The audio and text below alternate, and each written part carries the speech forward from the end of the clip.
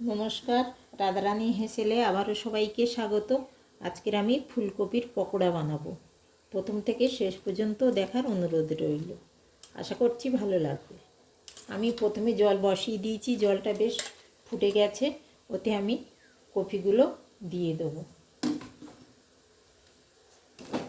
5 মিনিটের জন্য আমি একটু সেদ্ধ করে নেব।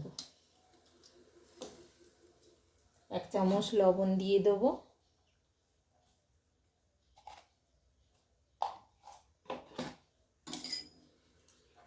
দিয়ে কপিটাকে আমি একটু সেদ্ধ করে নেব। অনেকে অনেক রকমভাবে পকোড়া খেয়েছেন, ফুলকপির পকোড়া। একবার আমার মতন করে খেয়ে দেখবেন, খুবই ভালো লাগবে। ঢেকে দেবো তাড়াতাড়ি হওয়ার জন্য। 5 মিনিট আমার হয়ে গেছে। আমি দেখুন বেশ ভালো করে ফুটিয়ে নিয়েছি। একবারে কিন্তু গলেও যায়নি, একেবারে খুব সেদ্ধ না, সামান্য একটু নরম হয়েছে। এই অবস্থায় আমি গ্যাস বন্ধ করে দেবো। দিয়ে আমি জলটা ঝরিয়ে নেব।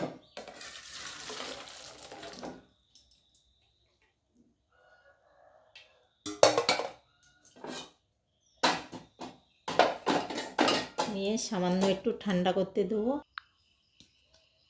বেশ ঠান্ডা হয়ে গেছে। এবার হাত দিয়ে আমি ভালোভাবে মাখতে পারবো। প্রথমে যেটা করব, আমি এক টুকরো লেবু নিয়েছি। প্রথমে এই লেবুর রসটা এতে মাখিয়ে নেব।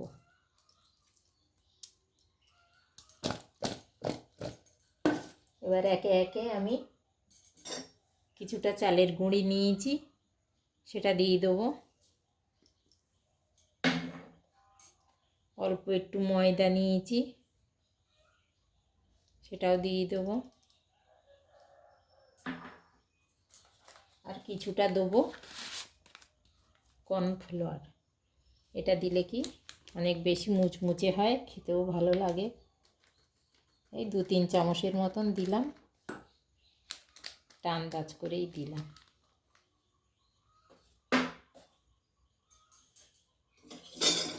এবার দেবো 1 চামচ আদা বাটা,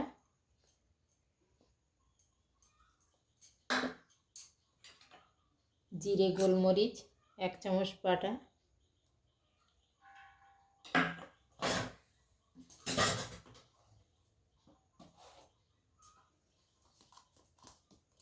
অল্প একটু হলুদ দেবো, ছোটো চামচে 1/2 চামচ মতো।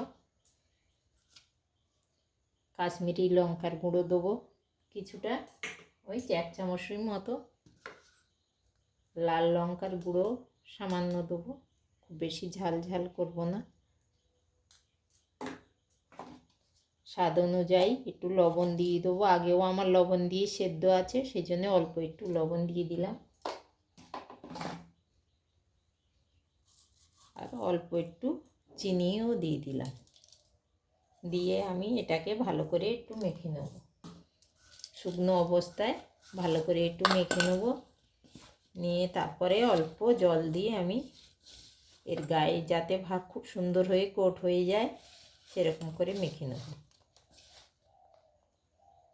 কপিগুলো কিন্তু বেশি সিদ্ধ করলে কিন্তু ভেঙে যাবে। আমি খুব বেশি সিদ্ধ করিনি। আমার প্রত্যেকটা কপি দেখুন সেইভাবে আস্ত আছে।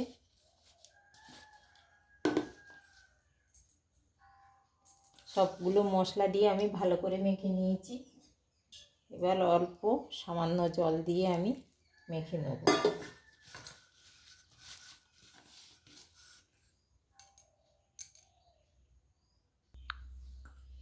আমি খুব সুন্দর করে হাত দিয়ে মেখে নিয়েছি।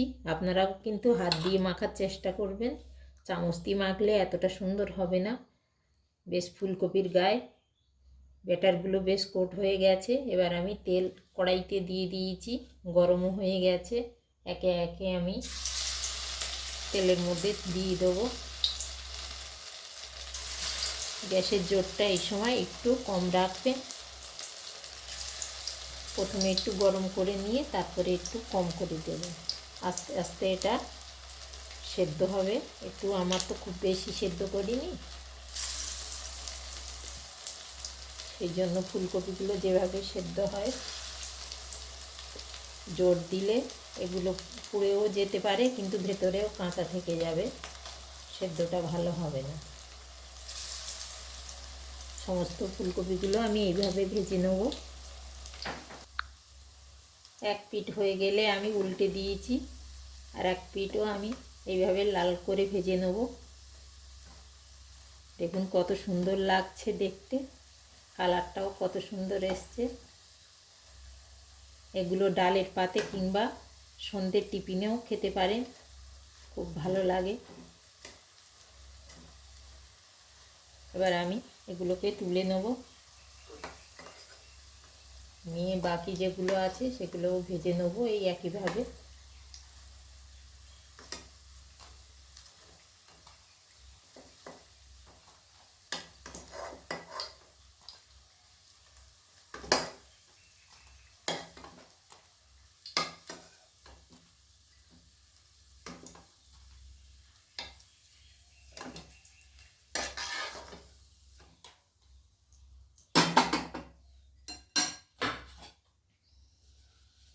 বাকিগুলো আমি দিয়ে দেবো।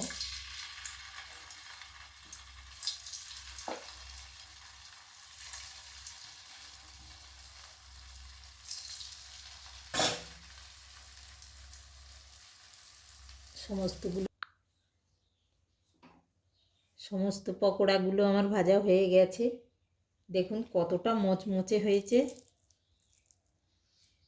আর ভিতরেও কোনো কাঁচা ভাব নেই, খুব সুন্দরভাবে সেদ্ধ হয়ে গেছে। আমি একটা কেটে দেখিয়ে দিচ্ছি, গরম তো, এই দেখুন কত সুন্দর সেদ্ধ হয়ে গেছে। একদিনও হলে এইভাবে পকোড়া বানিয়ে খাবেন ফুলকপি দিয়ে, তারপর আমাকে জানাবেন কেমন লাগলো। আর আজকের রান্নাটা যদি আমার ভালো লেগে থাকে অবশ্যই একটা লাইক, একটা কমেন্ট করে আমাকে জানাবেন কেমন হলো। সবাই ভালো থাকুন, সুস্থ থাকুন, দেখা হবে আবার পরের কোনো রান্নায়।